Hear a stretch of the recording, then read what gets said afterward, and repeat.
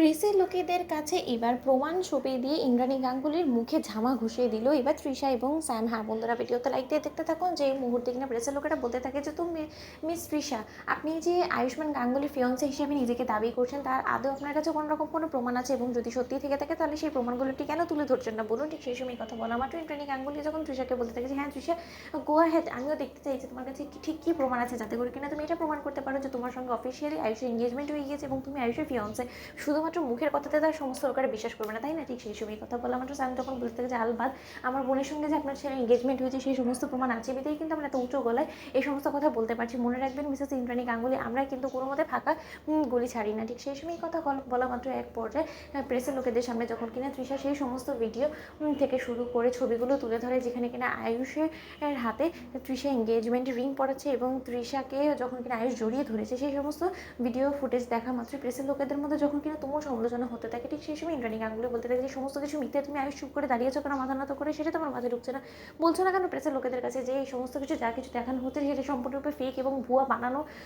এই জিনিসগুলো তোমাকে বদনাম করার জন্য ওরা এটা করছে, তোমার ইমেজ খারাপ করার জন্য করছে। বলো না আয়ুষ চুপ করে রয়েছো কেন? আয়ুষ তুমি ভুলে যাও না, তোমারই চুপ থাকার কারণে কিন্তু এখন প্রেসের লোকেরা আমার দিকে আঙুল তুলবে, তারা ভাবে যে আমি মিথ্যাচার করছি, আমি হয়তো বা তোমাকে নিয়ে রীতিমতো খেলছি। ঠিক সেই সময় কথা বলা মাত্র স্যাম যখন বলতে থাকে যে সমস্ত কিছু নিশ্চয়ই আপনার ছেলেরই মাথা নত করে দাঁড়িয়ে থাকাটাই প্রমাণ করে দিচ্ছে যে আপনার ছেলে সম্পূর্ণরূপে এখন আমার ট্রিগার হয়ে গেছে এবং আপনার ছেলে এঙ্গেজড এবং আপনার ছেলের কাছে আপনার উত্তর দেওয়ার মতন সেরকম কোনো মুখই নেই।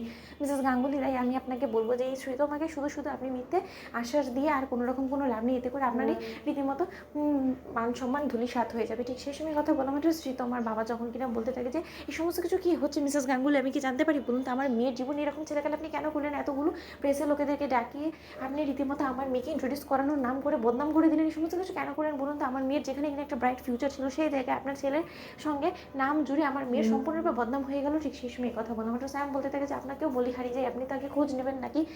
ইন্দ্রাণী গাঙ্গুলি এর এত যশ নাম খ্যাতি দেখে আপনি রীতিমতো ধৈর্য ধরতে পারলেন না, তাই ছেলের কোনো রকম কোনো খোঁজখবর না নিয়ে আপনি আপনার মেয়ের বিয়ের সম্বন্ধ নিয়ে হ্যাঁ নাচতে নাচতে এসে বলেন বলুন তো, যেখানে কিনা আপনার খোঁজ নেওয়া উচিত ছিল যে আদৌ আয়ুষ্মান গাঙ্গুলি সিঙ্গেল কিনা, সেটা না নিয়ে আপনি যদি একাই সমস্ত সিদ্ধান্ত নিতে ইচ্ছুক হয়ে পড়েন তাহলে তো আপনাকে এই সমস্ত কিছু ভুগতেই হবে, তাই না মশাই? আমি আপনাকে বলি হারিয়ে যাই, জানেন তো আপনার মেয়ের ভবিষ্যৎ নিয়ে তো আপনি স্বয়ং নিজেই খেলেছেন, তাহলে আপনি এত বড় বড় কথা বলেন কোথা থেকে বলুন তো?